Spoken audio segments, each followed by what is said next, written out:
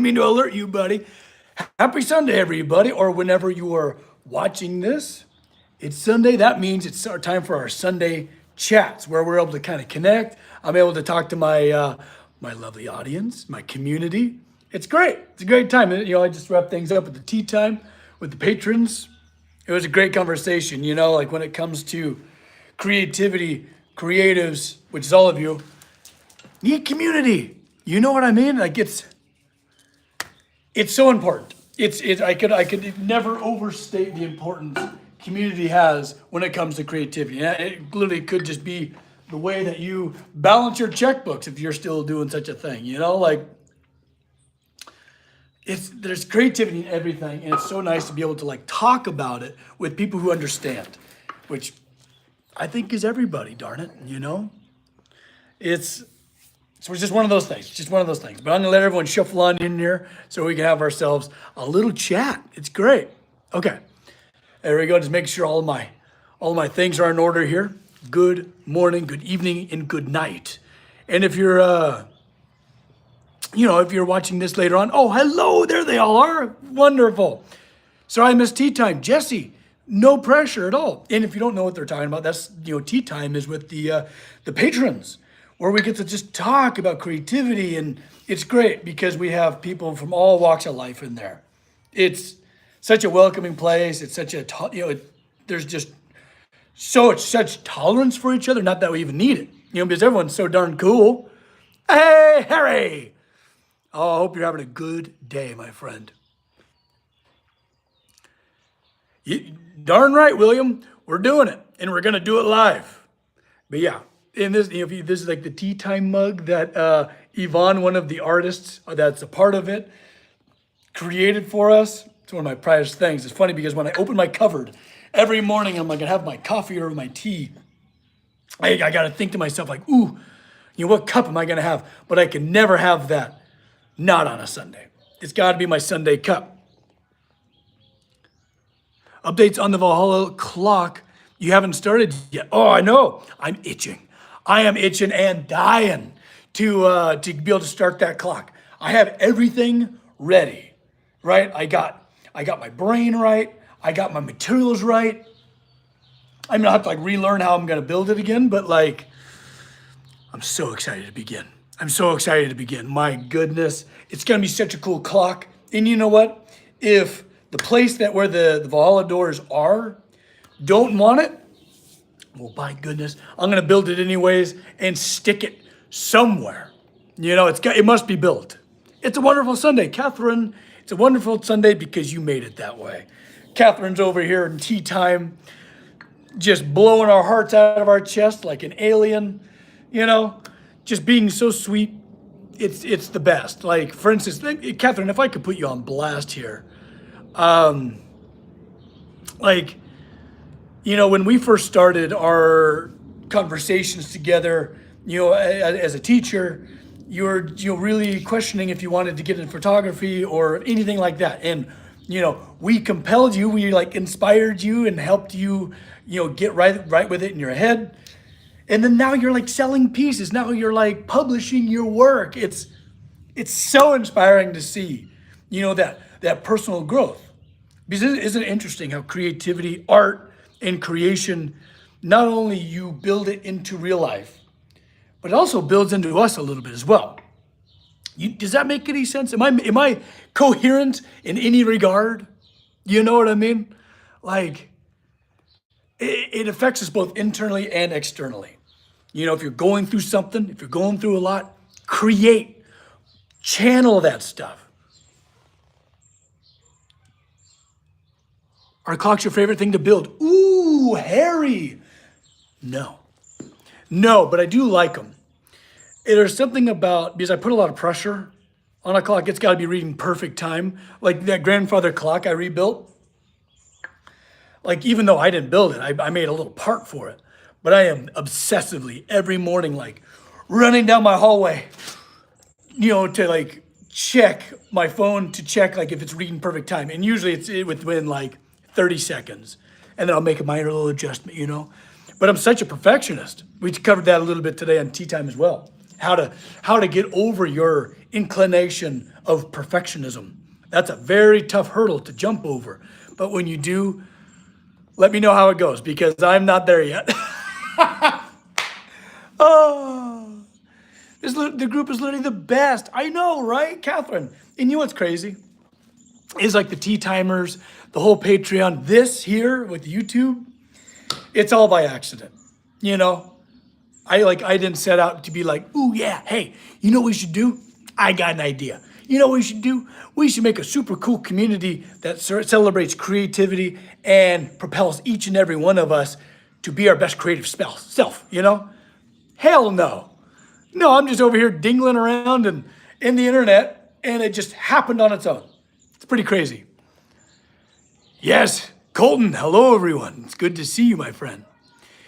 Do you think clocks that utilize a pendulum are affected by the movement of the earth? Harry, probably in some very minor fashion.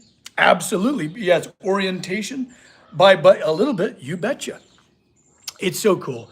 Clocks are so fascinating, especially pendulum clocks. I'm a sucker for pendulum clocks.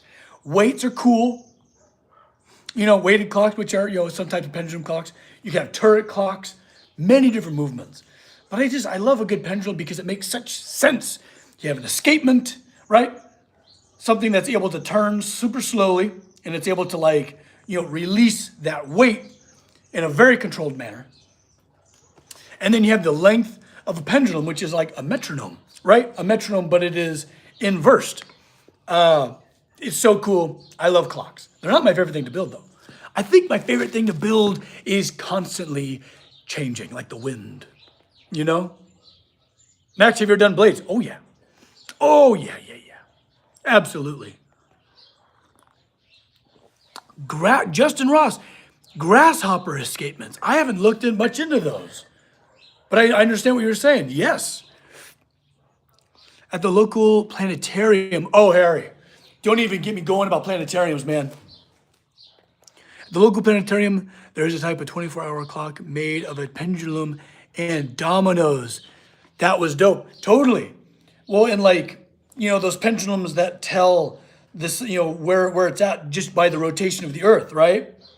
Isn't that cool? With all the little toggles to knock down. God, how fun would it be to be on the forefront of celestariums, of discovering the cosmos, seeing Saturn's rings for the first time. I mean, hopefully without fear of being locked up and imprisoned for heresy, and all that good stuff. I'll find a picture and video to send it to you. Please do, my friend. Share it in the Discord. Please do. I see you from Bangladesh. Where are you from? Oh, I'm from Paso Robles, California, in the United States. Yeah. Hello from Bangladesh. That's incredible. Where's Copper Dog? I know, Rage. He was just here, but now he's off to some shenanigans. Good afternoon. Oh, gosh, we got all the members here. Harry, we got Rage, we got Mythic. How incredible to see those lovely green names. Very, very cool. I love California. California is pretty great. Over tea time today, we were talking about, snowboarding and, the gentleman is Canadian. And, snowboarding in Canada is kind of their version of surfing. Over here in California, we can surf, snowboard, rock climb, go to the desert, to dunes and stuff, all in the same day. It's crazy. It's crazy. It's crazy. Very, very spoiled, very lucky, but we pay for it. He's a mischievous little guy. Absolutely. Copper Dog. Ooh. Speaking of mischief, so tonight I get to play D&D with the group that I DM for. And oh my God, I am so excited. There's a lot of plotting at foot. There's a lot of plotting and a lot of planning that is required of me right now. And I got a lot of mischief a-brewing. It's fun to have mischief. Mischief is one of those little fruits of life we don't cover very often. You know what? Motorbark also in California. Yeah, oh yeah. Alexis, you bet. Greetings from North Korea. No, no, there's no way. If Supreme Leader catches, he's surfing the web, it would be done with worth it. Well, if that's true, I'm glad you're here with us, partner. Hello and welcome. How much time do you typically spend on planning D&D per week? Harry, that's a really good question. And you know what? I'm going to tie in a little bit of advice for those that are trying to get into being ATM. So I actually spend less and less time planning than I've ever have. Because when I was a first fledgling DM, I would plan literally every single thing, and I'd plan and I'd plot. And it broke my heart when all of a sudden the party was like, ooh, go down this super obvious tunnel that clearly leads to the next leg of our adventure. Pew! Nope, we're gonna go off and do this other thing that I was not planning for at all.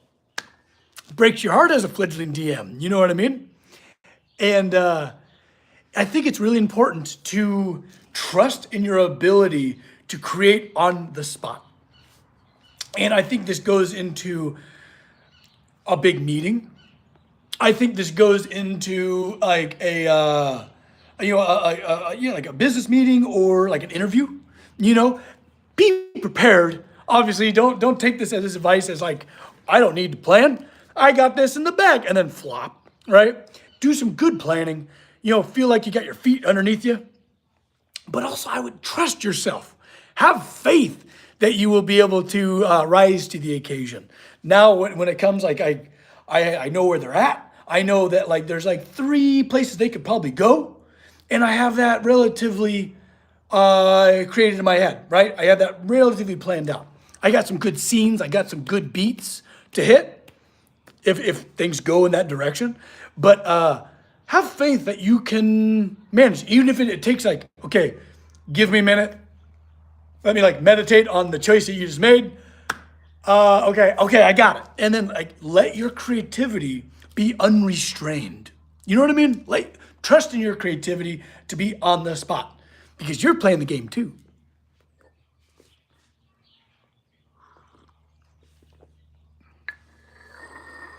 Oh, you look like Thorin. Oh, that's a wonderful compliment. What's the most wicked thing you've done as a D&D DM? Woven. There was this one time the party was battling hags. Hags. There was a coven of hags, and there was always this lovely. It was kind of like their fast travel, or like just at every town there just happened to be Nora's cart. She had this cool big leather hat, and she was this kind of grumpy elderly lady, and she would take their cart around, and like that was like, yo, Nora's here, cool. We're gonna get in her cart, and it was this cool kind of cart, covered wagon style, and like we're gonna booze cruise, we're gonna plot and plan as we go. And it was one of the hags the entire time. And to like unveil that to them felt cruel, but to just watch the reality ripple across the table was just delicious, you know? I don't have more words using it other than thank you. Hey, I see maybe Russian. You're absolutely welcome. You're absolutely welcome. Cheers. Yeah, thank you is just one of those universal things that we could all say a little bit more often. It's very wonderful. Gratitude is a beautiful thing. I'm grateful for all of you. You know it? It's pretty cool. It's a good feeling too, gratitude and all that. You ever TPK'd? Harry, no. Never have. Gotten close a few times. I like to really push the party, and there's been a couple moments where I'm just like, I'm looking at HP and stuff, and I don't want to like fudge rolls. I feel like that's cheating the whole point. You can, if you're really trying to protect these people's sanity, But I'm glad I haven't had to resort to fudging rolls, and they were just able to pull it out through their ingenuity, their creativity. Feels great. But yeah, no TPKs, thank goodness. Ooh, the midnight. How fun is that? Hi. What dagger style would you pair with Orcrist? Ooh, Orcrist, the faux cleaver, right? Or the faux hammer? What dagger? Well, it's of elven make. I feel like Legolas's daggers are pretty cool. I like how utilitarian and like practical those daggers are. They're pretty great. Ooh, what did Colton say? Oh my God, I would love to be friends. Oh yeah, well, I think we're friends. Heck yeah. Other than Sting, right, right. Sting is great. But yeah, I think, I feel like if you're using a dagger, you need to be fast. And I don't think much is faster than Legolas's blades. Honestly, Sting would play very well with the leaf blade, yes? Forehammer, Goblin Cleaver. Yeah, Bradley. I prefer to be a player, Colton. Right. I made a one-shot. And also, one-shots are very difficult. It's much easier as a DM to have a nice long campaign to be able to, like, hit those beats that you want to do. It's actually, I find such difficulty doing a one-shot. It's so brief. It's like a haiku, you know? Not much of a dagger guy, though. Definitely a Warhammer kind of a guy. But not like, like a Sluggo. Something a little bit faster, like a one-handed, like long-hefted hammer. Like, honestly, something not terribly dissimilar from this guy, because I got reach, I'm quick, and I got all of these hard-to-train muscles that could turn this into just absolute disaster. Yeah, it would be one of these. But that's just me. Pretty sure Sting and Orcus was made by the same guy in the lore. Yes, absolutely, it's made by the elves. Just as a set, right? You could just imagine that badass elf one day. With those weapons at their side, I mean, goodness, with hundreds and maybe thousands of years of training with those things, the elves were pretty gnarly. I mean, not as much, compared to the dwarves and all that. I just love the dwarves. I feel so, I almost said eye to eye, but that doesn't track. But I just feel akin to them, Like what lies beneath the earth, what treasures lie in store. Just one axe swing away,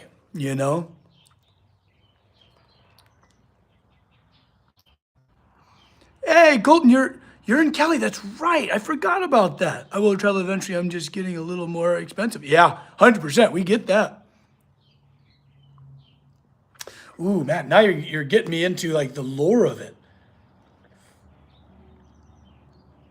Was it a dwarf that made the? I don't know. I can't remember. For some reason, I always remembered that they were of elven make, but maybe you're right. I have to look into that. I feel like I'd be a half hobbit, half dwarf. Colton, totally. I feel like they would get along great because they both love food. They both love to party. Yeah, I feel like there's a kinship there. You know what I mean? I do weapons training and find a bow staff and knife, my favorites. Nice. Get that reach out there. You betcha. Hello. Shouldn't it glow if it was elven? Ooh, see, we got to get to the bottom of this. That's an easy Google search. Who forged Orcust? Oh, what a good day. It's a fantastic day. And it's only going to get better. There he is. Copper. Come here, dude. We have a copper spotting. Come here, buddy. Come here, old dog. Every shop needs a little shop dog. Come here, dude. Copper. Come here, buddy. He's taking a sweet time. Ooh, Gondolin and Tin. Maybe the Orcus. Glandring survived. Oh, Harry, 100%, right? Come here, dude. There he is. Copper dog. Oh, yes. There we go. There he is. That is a genuine 100% Mr. Copper dog.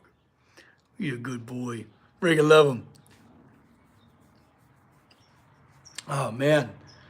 Do you guys have, so, in tea time and, on the Patreon, we celebrate creativity, right? We celebrate our creative ventures. We encourage each other, especially when we're feeling low. Nothing will humble you like being creative, You know what I mean? Nothing will humble you more. But does he speak? No, not quite yet. But if he does, he's quite quiet. But I want to ask, what kind of creative ventures are you guys doing right now? Copper dog. Such a good boy. I highly doubt the elves would have let a dwarf into Gondolin because it was the secret city. But now I'm curious, was there ever a dwarf? You know, because I feel like doors open for Durin. You know what I mean? If you hold the name Durin, there's not much that can stop you from entry. But there was a lot of bad blood between them and the elves. Both swords were forged by the high elves, if I remember correctly. Someone's got to Google search this pronto. Come here, dude. Don't be sneaking off. I'm building my own house in the wood and mud. Alexis, that's so cool. There's another YouTube channel here, Ancient Technology? Primitive Technology, there it is. I've watched him for years. So satisfying to see just old forgotten trades, you know, like clay work, clay firing, all that good stuff. Just done with hands. You know, we're incredible beings. You know, these opposable thumbs make us do some pretty cool stuff. So it's very thrilling to see what we're capable of, especially if you have knowledge, you know? So go out there and learn cool skills.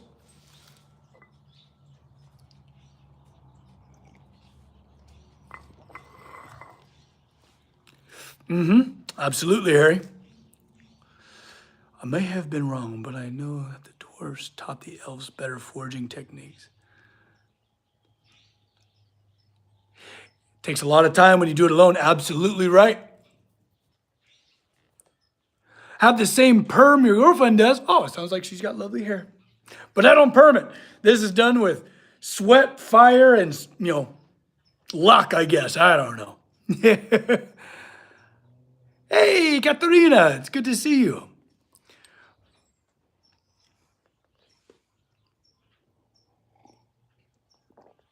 Oh. Sorry, I'm just reading the comments. I'm very slowly making these twin knives. Ooh, Colton, that's awesome. And riding my motorcycle around, getting more experience on that. Well, that's super cool. You're learning stuff. I don't know. I feel like learning is the greatest thing, an adventure you can do with your time. Oh, I remember correctly, the first elves actually learned smithing from Aule himself. Good old Aule. Looks like a pretty, is he dachshund? Yes. Yeah, well, he's dachshund and Jack Russell. He's a little much. At least that's what the pound said. But I can see all of that spunk. He's slowed down a little bit, but you guys don't get to see his spunky side. He's over here like saying hi, like, oh, hi, everybody, you know. But like, I wonder if I can capture it. Let me see if I can capture it real quick. Here, just hang on for a second. Let me take you out. Oh, no, he's not there. Copper duck. Copper. So we have this thing. No, okay, that's okay. So let me give you a bit of background. So we have this thing a game that we play every day, several times a day sometimes, is all like, you know, on my way back to the house, and he'll get zoomies hardcore out on that little lawn out there, and it's the greatest thing. It's my favorite part of the day. Great news! I just got my first forge, Joshua. Cheers! Ooh, you're about to be striking true here in a minute. That's awesome.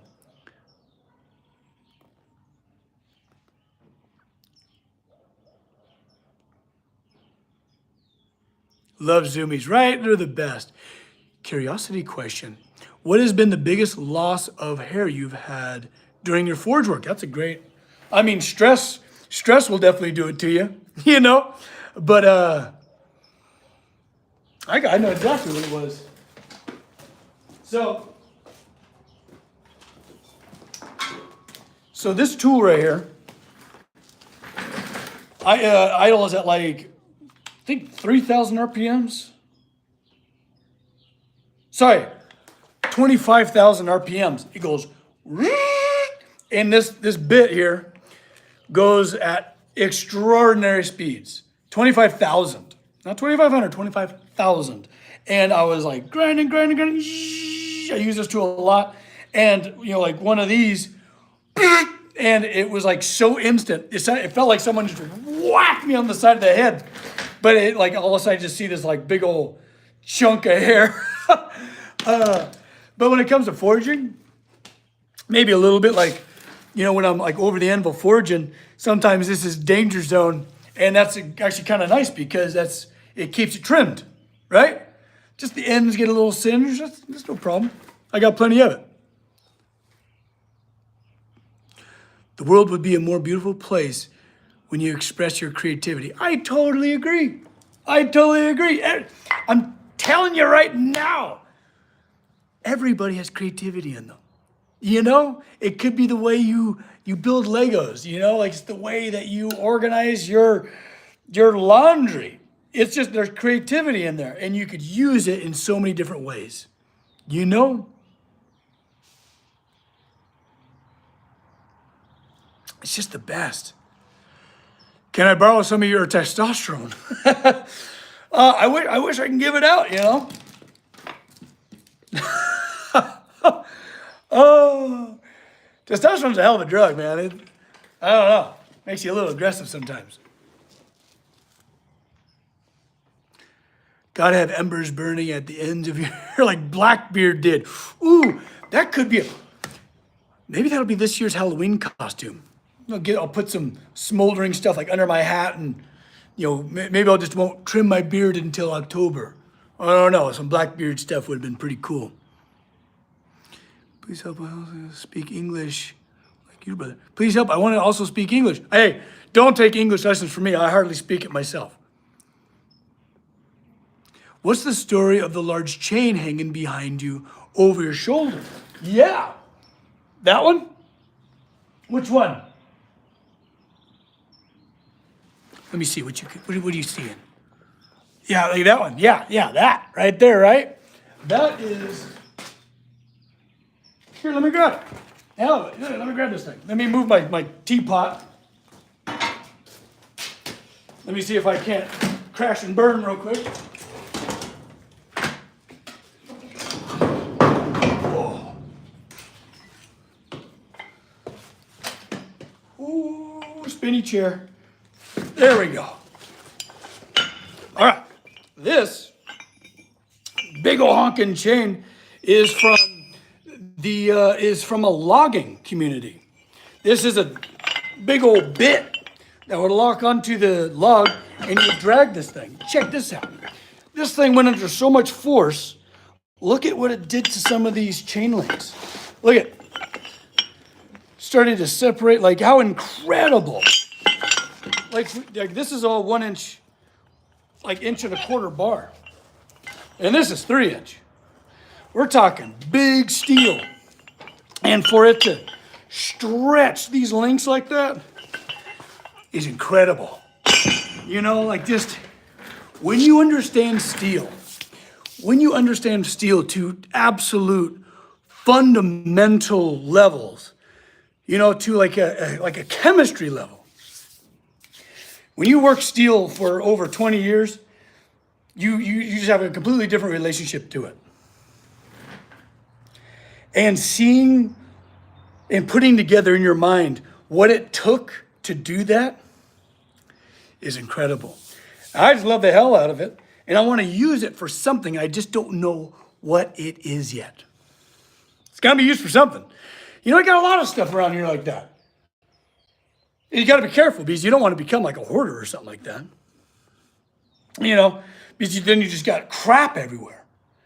But that's definitely going to be in use at some juncture in my shop for something.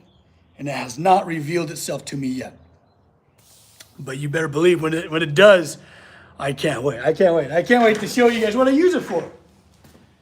You know, I got a bunch of stuff like that here laying around the shop. Just ready, brimming with possibility. You know what I mean?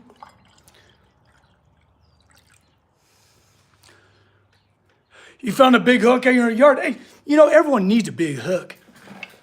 There's nothing better than a big old honking hook.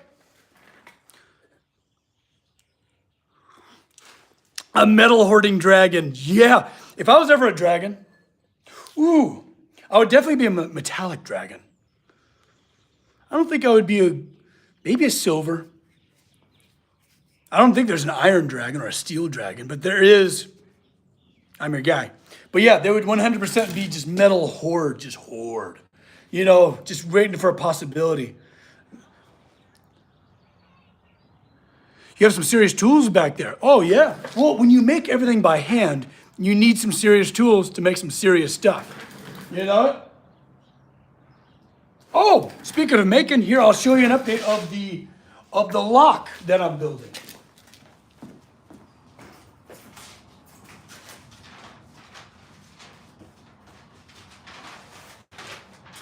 Okay.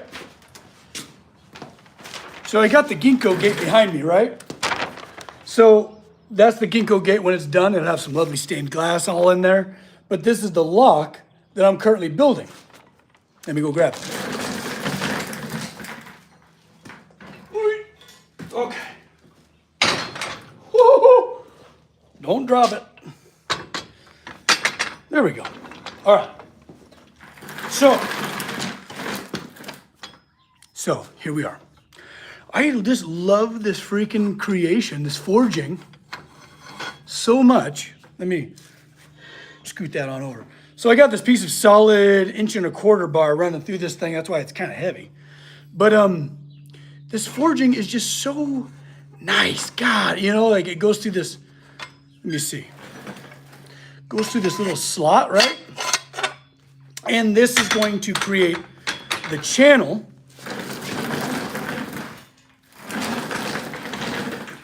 that the pin is going to run through and make this lock, right? Kind of like so. So this would be the locked position. Like this is the thing that's gonna turn, but then it'll open up and then you'll be allowed to navigate this lock the way it's supposed to be. And it's gonna work really well. It's gonna be, I'm really excited. I'm really stinking excited. I don't know why. I just love this. Let me get it out of there. There we go. Okay.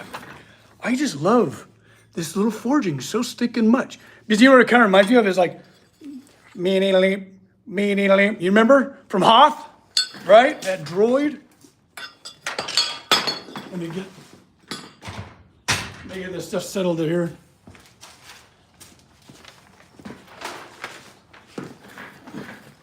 You know what I'm talking about, right? In Hoth, the little spy droid, right? You can hear it. But what's cool about this thing is it'll never be seen by human eyes, ever. But there's something to be said about building something or making something or drawing something just for you and the rare chance that someone might see it. You know, like there's no real reason to make it fine, to make it, look nice and stuff like that, besides just the enjoyment to build, the enjoyment of the process. You know, so when you're going through your life, your creative life, remember that. You know, like remember to enjoy, like try and enjoy the process a little bit. It's not always easy. It's not always easy to enjoy the process, but remember that you're doing it for reason, build reason. It's very important. Anyways. Ooh, it looks like you'd be a lightsaber hilt. Oh, if I should build a cool blacksmith kind of Dwemer, maybe Nordic lightsaber hilt. That would be awesome. But then I'd have to invent a lightsaber. Could do it. That is cool. That is a cool lightsaber hilt, right? Is there a lightsaber hammer? Now you're talking. Now you're talking. Ooh, a lightsaber warhammer? That would be tough.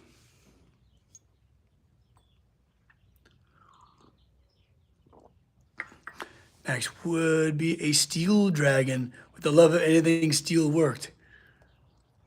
Yeah, Mead, you know. You know. Alexis, good night. Yeah, hey, have a good sleep. We always say this in the community is rest is hard work. So go rest up, okay? Just checked out your channel. Really cool work. The creator, thank you. I'm so glad you like my work. I appreciate that. Cheers, my friend.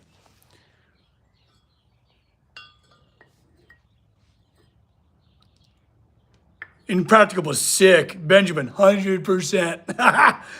You know, sometimes things don't just have to be practical. They could be rad. You know? Sometimes the cool factor is so great, in fact, that it has to be made. Like the locking mechanism for the Valhalla doors, like the little one, like the little one I built right here with the gear works and stuff when you turn the crank and then the bells ring. Totally impractical, but cool as hell. You know, like you got to account for the cool factor. You know what I mean?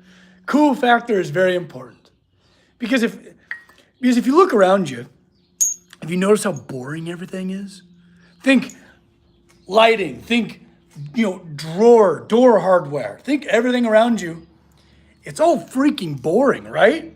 Because it's so practical. Everything's so terribly practical. Everything's about making profit and doing things as cheaply as possible.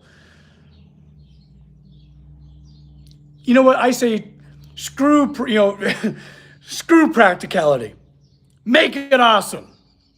We need more room for awesome. Beskar metal hammer. Now that's what we're talking. Yeah, like that. Yeah. So you could have like lightsaber, like bar, or like a vertical, almost like axe head, and then a Beskar hammer face. Could you imagine it? I get excited just thinking about it. What is the name of the restaurant I built the chandeliers for? It is Paso Robles Brewing. Yeah, lovely people there. I highly suggest you go get yourself a pretzel.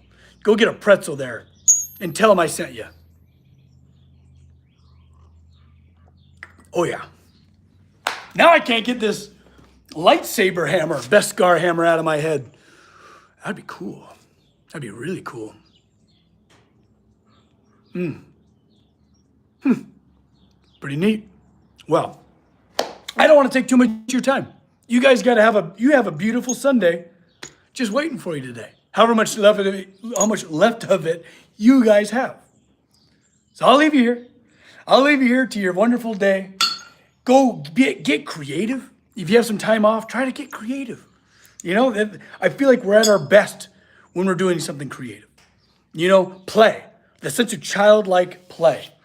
I'm telling you, it's when we're at our best. But I hope you have a wonderful rest of your day. Love you guys. Don't forget to love each other, okay? Do something kind and strike true, my friends. Okay, bye-bye.